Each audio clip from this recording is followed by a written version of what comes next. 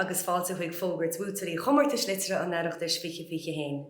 Tá blian ada churthaíon angar fad agus mudig marachtáil tríd an pandéim damda COVID-19. Ach tá riméidiring a bheith ibhar láthir in jobh chun ceilire a dhéana Oireachtais ar saibhres litrithe agus ar sco na scríbhneoireachta Gaeilge. Chur an fáilte inis ribh chathair le bhhairtútha an Oireachtais Maureen de Brún. An le leanúna an Oireachtais agus a chuirde. Is mór a phríomhléid domsa thar cheann bhórstúrtha an Oireachtais, fáilte ráibh ag brunna na núisina litirtha fiche hían. An nora, hílamar gur ceiliúra i gcuideachta a chéile a bhéimiis faoin tráiseach, agus bheag an cappa a bhí a géandaine ein, gur ar lína a bhéimiis thugah in athúir. Dar nói, is ar wathe le cuasaí sábháilteachta agus sláinte ar le leanúna, ar nomathóirí, na fórna agus I bhíonna sin na tróracha rialtais a tógó an cinne mí beltainna se caite, gan Oireachtas fiche hían a reachtáil mar ba gan áchlín. Ach, a bhuichas don nua heicneolaíocht, is féidir lín a bheith I deanta a chéile go fiúil. Déirim cógáirdeachas le chuile amachórins na réimsí éagsúla a cheol sihar thugain, agus níl deotar bith a go dugan an comórtas seo aitheantas agus misneach dáid agus iad I món pin. Mollam bhór domantas agus bhór níogra se cháirde. Cinse tá éocht ar le déanta agah I mbliain seach na pandéma. Tá muid tharbheith buíocht dar moltáirí agus dar nói is mór againn an tacaíocht an ar northóirí go léir agus foras na Gaeilge a go háirithe, gur a bad a buan iad a réim. Déanam cógáirdeachas chomaith le buaiteoirí na ngradam fáilte tHoireachta a fógraíú le dearnas. Fut a fata, dáil an éireann agus sihar féin ailsethe ag nóil ó galahúir. A réir chunú tús le himachtaí Oireachtais fiche hían agus brunna na ngradam comórtáide á reachtáil againn I bharmlaí. Ó bhaidin inniu, tá cógáil an Choimisiún Eorpaí faoi lán teoil. Bhí gílinn mar sin I gcaitheanna seachtaine agus cuinní súil ar siomh www.tOireachtas.ie le clár le thuail na nimachtaí a áil. Tá tíriú ólais ar na meán, banig I sult mar sin as ardlár ar lína agus bígí leo.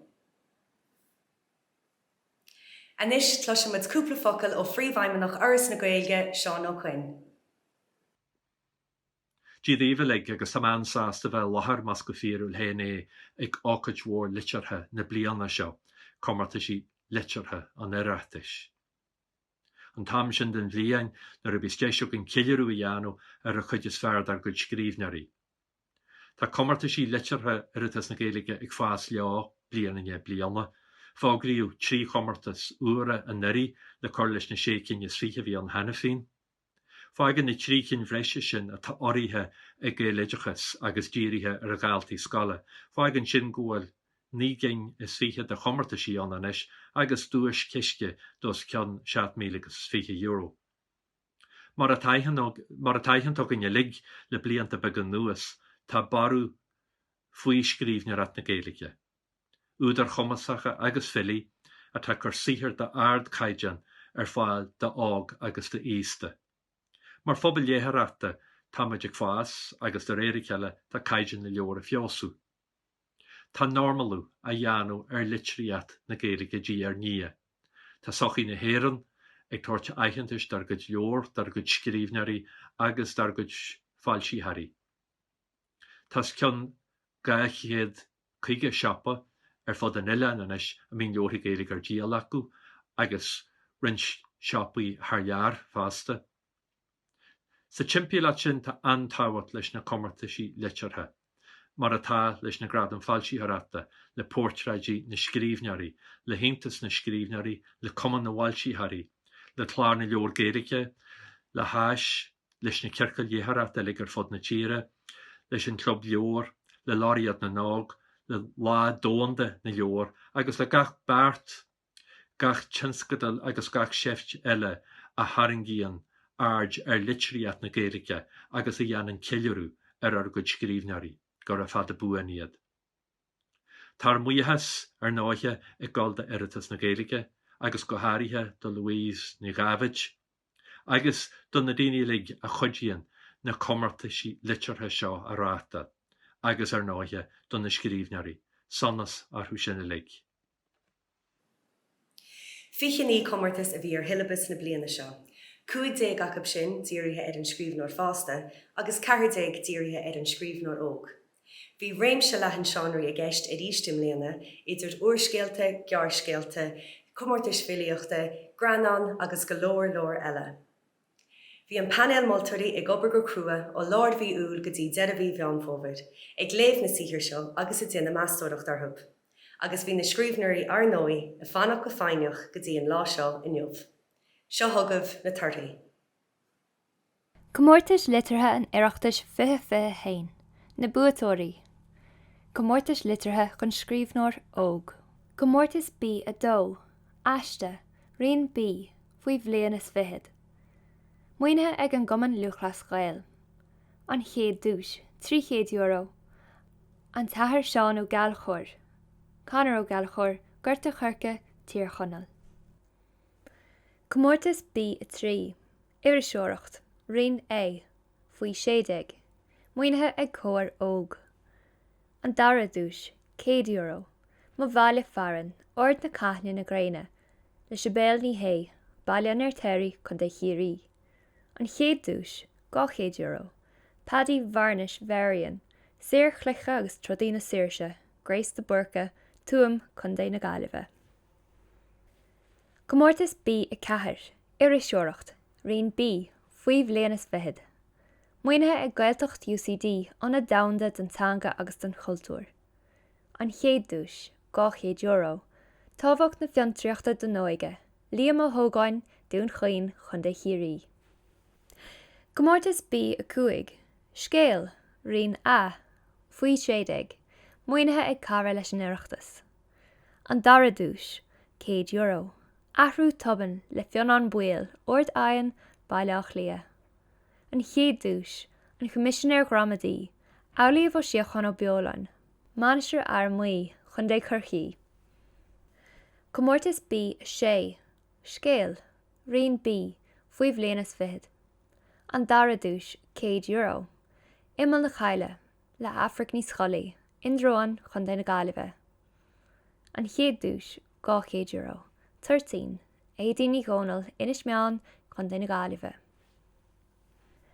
Comórtas bí a 7, Dán, rion a, faoi 60.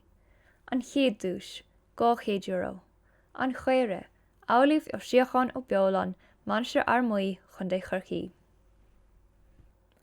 Comórtas bí a 8, Dán, rion bí, faoi bhliana is fihead. Muoinethe ag ionad na Gaeilge leabhartha, coláiste na hOllscoile churchaí. An dara dúis, €200. An préachán, le méimhní chonal, muid chromtha chun de churchaí. An chéad dúis, €300. Túair na haimsire, le gormla ní hiochan ní bheoláin, Manistir ar muí chun de churchaí. Comórtas sí a 1, greannán, rang a 3, bunscoileanna na lán Gaeilge agus gaeltachta. Muoinethe ag gaile dachas. An chéad dúis, €75 agus teastas. Cuiníní sa spás, le dána ní bhuail agus torann ó buail, ar dain blach lia. Comórtas sí a 2, greannán, rang a 4, bunscoileanna na lán Gaeilge agus gaeltachta. Muoinethe ag gaile dachas. An dara dúis, €50 agus teastas. Chá bhádra fion, oscar ó tuairisc agus mórtáin ó cúláin, baile na habhain chun de na gaillimhe. An chéad dúis, €75 agus teastas. An bhábóg beo, le saibh ó roirc agus aisling ní conacha. bailin na hain chun na gaillimhe. Comórtas sí a trí, greannán, rang a cuaig bun scolanna lán chailge agus gailteachta. Muoinethe ag gaile dachas. An dara dúis, €5 agus teastas.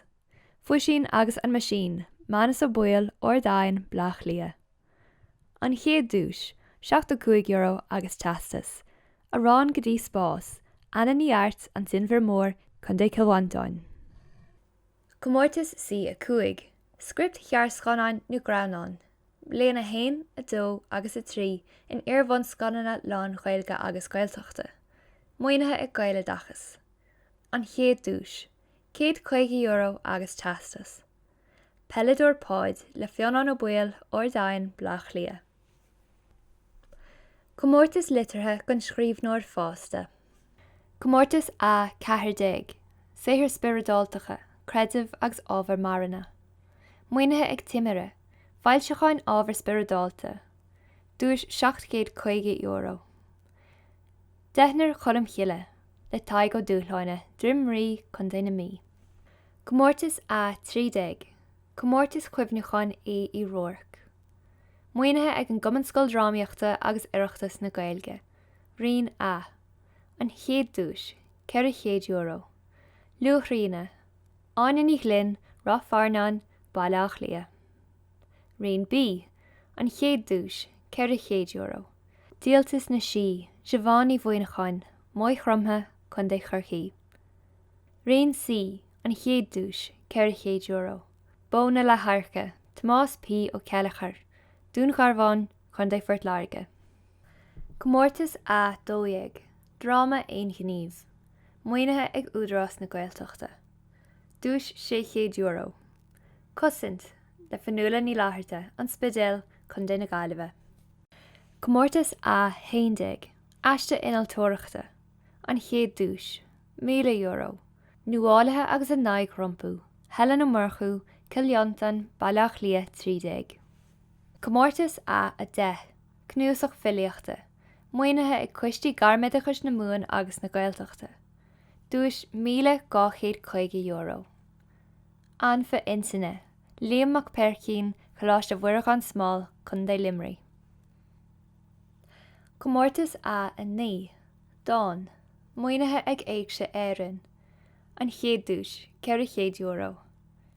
Na prátaí deireanacha, áin í glynn, rat farnáin, bailach lia. Comórtas a 8, scéal dírithe dhéagóirí. Muoinethe ag ort chóir le chuman luchla scéal. Dúis €500. Trí cheans, Alan Titley, glasníon, blach lia. Comórtas a 7, gearrscéal. Dúis an bhfuileánaigh. Muoinethe ag údarás na Gaeltachta. An dara dúis, €200. Madrad batha, Donal ó Draenán, an spidéal chun daine gaillimhe. An chéad dúis, €100. Peg sa chathair, Paul Hutchinson an rank. Comórtas a 6, Curchan cín na Gaeilge. Muoinethe ag conar na Gaeilge. Dúis €1,000. An óige agus an áfiochan, rióna na chungáil, baile an bhóthir blach lia. Comórtas a 5, ábhar léitheoireachta don amhla mór fásta. An dara dúis, €750. Fuadach an linmh íosa, C.E. ó Héagáin, droichead na dotha blach lia. An chéad dúis, €2,000. Plid, Owen McCormick, baile lecharíoch chun daine gaillimhe. Comórtas a 4, séithir próis. Dúis €1,250. 7 dír, 7 danga. Diarmaid Johnson an dún mór blach lia. Comórtas a 3, fiction do chuoine óga, 35 bliana díos. An dara dúis, €750. I mo chrí iste, áin í glynn, rat farnán, bailach lia. An chéad dúis, €2,000. Scían dhéir, áin í áulú dún garbhán chun dé fuirt láirge. Comórtas a 2, fiction do chuoine óga, ní go 2,010 díos. An chéad dúis, €2,000. Chronicí go leachtacha curiosity, spluff splafferty agus unra ar Mars, le ré ó leilis, baile I bhachain chun den chlór. Comórtas a hain, úrscéal, fiction Liteartha. An dara dúis, €1,000. Le tadéas ó buachalla, cloch na gailte chun de chorchaí. An chéad dúis, €3,000. Fláthas le pruntias machaward, letar cheannan, tír chonil. Buaic sihir próis na bliana, uirithe ag TG cethir. Dúis €3,000. Na clocha móra, míhála seachrú, indarán, chun de na gáilibhe. Cóghardachas leis an scríbhneoirí ar fad ar bhain dúis amach im bliana. Har ceann an oireachtais bhhailm a bhuíochas a gabhfuil leis an banéil moltóirí le foras na Gaeilge agus le thuirithe a log na gComórtas a thug takeíocht dúin Oireachtais im bliana.